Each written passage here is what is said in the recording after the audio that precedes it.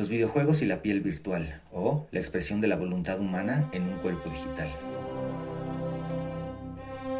Este guión describe de manera fugaz el concepto skin, como metáfora reveladora del trasfondo casi espiritual y sin duda metafísico de los videojuegos. El skin, que es bien regular en el mundo digital y literalmente traducido se refiere a la piel, armadura, coraza o aspecto del personaje que contiene el jugador o player, interactuando en un ambiente digital, algo así como la interfaz digital de la conciencia del jugador. En esta piel digital, el usuario experimenta retribuciones positivas y negativas por igual. En la actualidad, no solo es una experiencia de ocio, sino incluso y con diferencia, un proyecto de vida que genera ingresos personales importantes y muy importantes y divisas internacionales multimillonarias. Todo en torno a una existencia inmaterial, etérea, de cientos de millones de usuarios que se expande sin tregua. Y mucho más allá del aspecto frívolo del tema, el videojuego en general y cada videojuego en lo particular, independientemente de la calidad o no de cada uno de ellos, alberga la pregunta utópica de ¿qué fue de lo que pudo ser y no fue? La pregunta que sin duda más de uno nos hemos hecho con supuestos de trascendencia histórica como ¿y si el joven Adolfo Hitler hubiera entrado en la escuela de arte, la Segunda Guerra Mundial nunca habría pasado y en consecuencia la bomba atómica aún no existiera? ¿O y si Hernán Cortés no hubiera arribado a las costas atlánticas de América en aquel octubre de 1492, habrían llegado entonces los ingleses en el invierno de 1493 y hubieran exterminado absolutamente a los pueblos nativos? ¿O quizá aún se adorase abiertamente a Mictlantecutli y Huitzilopochtli? En fin, ¿qué fue de lo que pudo ser y no fue? Esta pregunta que va desde hubieras que hubieran alterado el presente de manera totalmente absoluta hasta supuestos, quizá intrascendentes, quién sabe, como ¿y si no hubiera publicado aquel meme, aún seríamos colegas? ¿Qué fue de lo que pudo ser y no fue? Los videojuegos ofrecen una respuesta una y otra y las veces que el maestro, en un acto casi de prestidigitación, dicta sobre su avatar, en la actualidad inalámbricos y en tercera dimensión, que generan una derrama económica y una dinámica digital a nivel mundial de cientos de millones de dólares, tuvieron su inicio a escala mundial con el primer juego de impacto trascendental, Super Mario Bros. El 13 de septiembre de 1985. Que este y no otro el que marcara una diferencia se debe en parte que, a diferencia de sus antecesores, Mario y Luigi Bros. Tenían una personalidad cargada por emotivos pasajes de una historia familiar, entre otras atribuciones humanas, en las que, al jugar el juego, el jugador era partícipe y ello permitía inmediata empatía.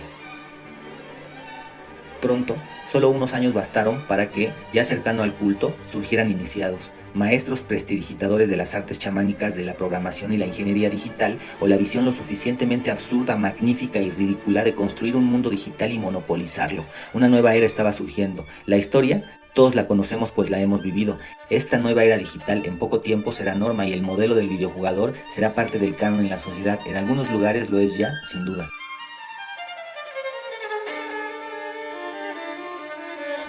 Estas generaciones contemporáneas aplican el concepto skin como parte del vocabulario común y referencial, y aunque el resto de las personas desconoce su importancia o la desprecian, skin es cada vez más un hábito común entre el público en general, entre la gente normal que sin duda tiene cuenta en Facebook, Instagram y Twitter vinculada al correo electrónico y número celular, entre otros datos, algunos de ellos incluso biométricos. A la fecha, casi todas las personas en casi todos los países forman parte de un enorme multijugador. Conscientes o inconscientes participan de este espíritu absoluto que se expande de algoritmo en algoritmo y, con intenciones controladoras, alberga todas las aspiraciones y anhelos de las almas etéreas, dimensiones astrales y o conciencias humanas que habitan la Tierra. Yo dejé las consolas de videojuego cuando tuve que ser adulto. Más adelante conocí los videojuegos de computadora y estrategia en tiempo real y jugué, aunque sin mucho anhelo y sí con cierta culpa. Estaba claro que esa actividad era tabú para mi generación,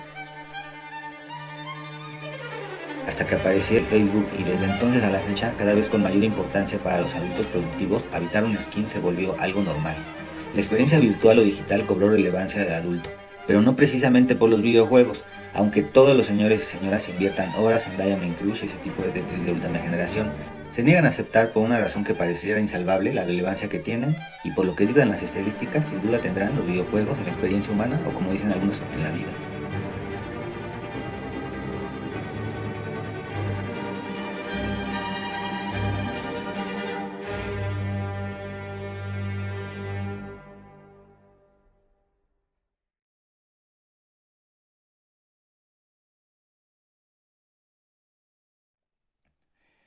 La conciencia es un tema tan amplio que no bastarían horas para alcanzar a dilucidar un consenso al respecto. Para fines prácticos de este guión nos quedamos con el entendido de que la conciencia es el espectro de la inteligencia capaz de interpretar su entorno y diferenciarse de él.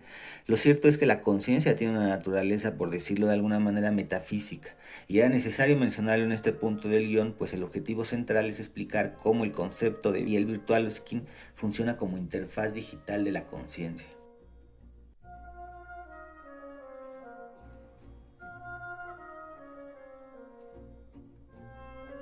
Hay una profundidad filosófica en la experiencia virtual que pretendo explorar en este guión a través de los videojuegos. Y es que la posibilidad de expandir la conciencia humana a otros planos de la existencia, en este caso la existencia digital, no me parece cosa menor. Esta posibilidad, la expansión de la conciencia al plano digital, es decir, que un cuerpo digital exprese la voluntad humana y en el cual esta voluntad humana, por controlar el deseo del otro, sienta retribución, tiene un antecesor en los videojuegos, y tal parece que su naturaleza más descriptiva está en el skin. Aunque todo aquel que ha experimentado la creación de un perfil o cuenta en Instagram y Twitter y ha sentido la necesidad de aprobación vía likes, entiende la idea de esta voluntad humana por controlar el deseo del otro aplicada en los videojuegos.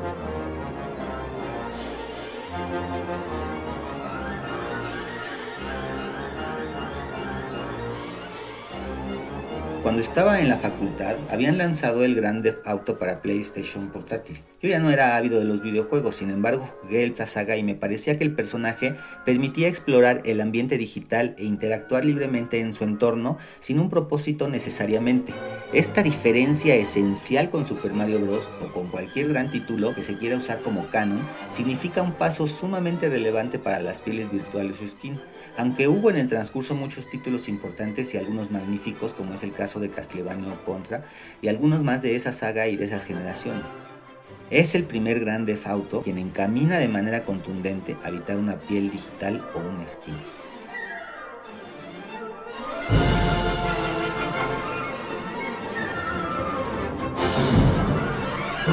Claro que en ese 2012 o algo así ya había Sims, pero incluso las actividades forzadas en esos juegos y desarrollos no terminaban de ajustar la contemplación o el ocio como parte de la dinámica que generaba retribución en el jugador. En esta dinámica de ocio digital dentro del ocio digital, es decir, que ya estando en una actividad de ocio, como era en un inicio los videojuegos, se pudiera, encarnado ya en el avatar digital, sentir retribución por pasar el tiempo explorando ese entorno, me parece fascinante.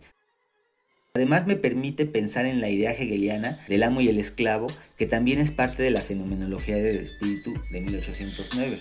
Esta idea, en términos muy generales, considera el deseo como la expresión de la conciencia individual, en búsqueda del reconocimiento de las otras conciencias individuales. Es decir, que las personas de estado consciente o mínimamente racional expuestos a su entorno buscarán apropiárselo, pero entonces, al reconocer otro deseo, buscarán su reconocimiento y su consentimiento. Este fenómeno mutuo entre dos deseos provoca una lucha que concluye con el sometimiento de un deseo sobre el deseo del otro. Dicho fenómeno se expresa en todos los aspectos sociales de la vida humana, laborales, familiares, emocionales, etc. El ejemplo del que esclaviza al otro es muy claro. El que tiene miedo a perder la vida termina siendo sometido y en consecuencia esclavizado. El miedo en general, que en su estado más puro es el miedo a perder la vida, pero también es el miedo a perder la confortabilidad, provoca tragedias y las desgracias más desgarradoras como las provocadas por los seres humanos a lo largo de su historia. En suma, el que es esclavo o empleado o esclavo del sistema somete su voluntad a un amo, y el amo es esclavo de mantener las condiciones de sometimiento. Para ir concluyendo, diremos que ambos son esclavos, el esclavo por razones obvias y el amo es esclavo de mantener esclavizado al otro. Triste final para ambos. Sin embargo, los videojuegos proponen, si se quiere de manera frívola, evitar el deseo de un ente virtual y al mismo tiempo posibilita una interacción entre iguales con consecuencias mucho menos desastrosas, permitiendo la experimentación una y otra vez. No en vano son tan populares en todo el mundo como cualquier otro deporte, pues al mismo tiempo los eSports generan una derrama económica similar a la que las mayores ligas de fútbol soccer generan en el mundo. Claro que es bien visto que una persona observe un juego de soccer o americano o básquetbol y disfrute con las hazañas de sus equipos y clubes, y es normal y está bien visto también que se sientan placentera retribución en dichas experiencias. Pero es raro para algún sector de la sociedad que esto ocurra con los eSport o deportes electrónicos. Esto sucede al mismo tiempo que las redes sociales vinculan información personal con tarjetas de crédito y cuentas laborales y económicas y correos electrónicos y números telefónicos. Es más propenso cada vez tener una personalidad digital que esté avalada por documentos digitales de carácter oficial en una cuenta de banco vinculada al trabajo y pago de nómina, a donde el dinero llega de forma virtual y al pagar en el centro comercial se va de manera virtual. El dinero jamás existió y sin embargo sí existió como parte de un todo digital que existe en la gran nube recopiladora de datos. Un todo que expresa la idea proyectando la realidad. Las personas habitan y se desenvuelven en un entramado de redes sociales y perfiles virtuales a los que invierten grandes horas y esfuerzos en la mayoría de los casos por puro hábito. Esta dimensión digital que requiere el registro fotográfico es más real para muchos que la experiencia humana en sí. Sacar fotos, tomar video y dejar registro electrónico es necesario para contar la realidad. Hegel publica la fenomenología del espíritu en 1809. El autor propone en su estudio esta dialéctica entre muchos otros temas. Proponía que la idea y la materia son una misma cosa, que la idea se expresa a través de la conciencia y viceversa, y que esta conciencia inherentemente humana, a través de un diálogo entre las partes que la conforman, es decir, a través del desarrollo histórico de la humanidad, tomará conciencia de sí misma o autoconciencia, proclamándose con dicho suceso el espíritu absoluto, el todo que todo lo contiene, lo que es, lo que podría ser la idea, la materia y la autoconciencia. Ha sido muchas veces criticado principalmente por su pensamiento algo totalitarista, pues sus estudios pretenden estructurar un modelo de todo lo que es real y todo lo que es racional, en sus palabras y en las nuestras, lo que se ve y también lo que no se ve. Todas las cosas que suceden de la naturaleza y todos los actos humanos, conscientes o inconscientes, que han sucedido a lo largo de la existencia cósmica, pasando por la primera naturaleza terrestre y por los inicios de vida, para llegar a la vida inteligente o autoconsciente, así como todas y cada una de las decisiones de las personas que han vivido a través de la prehistoria e historia, son la suma del espíritu absoluto o la idea, que, en búsqueda de su autocomprensión, se manifiesta tal cual es.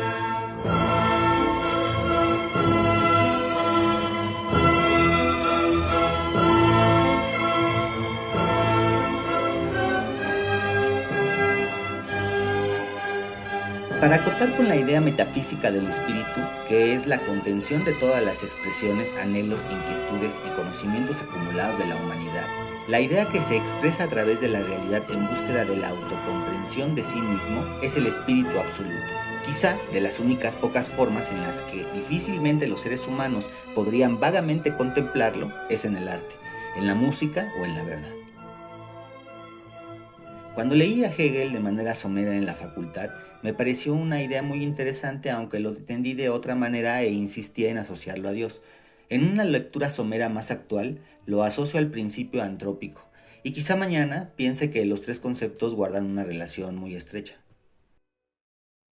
Como muchos otros, encuentro razones estéticas y filosóficas en distintas aristas de los videojuegos y casi siempre es grato relacionar estos temas. Sin embargo, hay algo bien interesante con lo que me gustaría concluir y que creo que su importancia sí es de mayor trascendencia, y esta es el despliegue del espíritu absoluto en su interpretación más funesta. Explico que, funcionando de algoritmo en algoritmo, casi a manera de sinapsis, este entramado de conocimiento y acumulación de datos se expande y lo abarca todo. Es sabido que en la actualidad las grandes superpotencias del mundo como Estados Unidos, China, Rusia y las no tan grandes como Irán, la India o Japón compiten en guerras digitales con espías hackers y otros medios de última generación con resultados catastróficos para los adversarios, como errores en centrales nucleares, presas hidroeléctricas y otras más. Algunos piensan en consecuencias mucho más catastróficas aún, llegado el momento en que la red o web, en pleno acto de singularidad, tome conciencia de sí y se transforme en sinapsis. Sería el momento y la singularidad que arrastraría a los humanos por debajo de la cadena alimenticia. ¿Seremos capaces de observar esa singularidad tecnológica que determine nuestra existencia como especie?